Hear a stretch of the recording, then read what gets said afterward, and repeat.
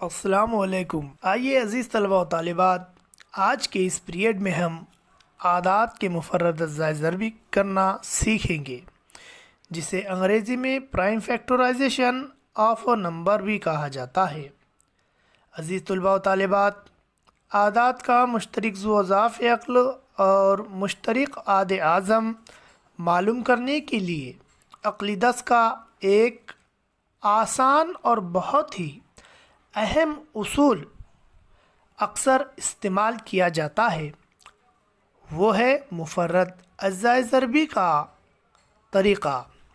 عزیز طلبہ و طالبات، یہ مفرد اجزائے ضربی کا طریقہ کیا ہوتا ہے؟ آئیے پہلے ہم اسے سمجھتے ہیں۔ بچوں، دیے ہوئے عدد کا ان کے مفرد اجزائے ضریبوں کی صورت میں لکھنا، یعنی اس عدد کے مفرد اجزائے ضربی کرنا ہوتا ہے۔ آئیے چلیے آج نیا ٹاپک مفرد اجزائے ضربی کرنا ہم سیکھیں گے۔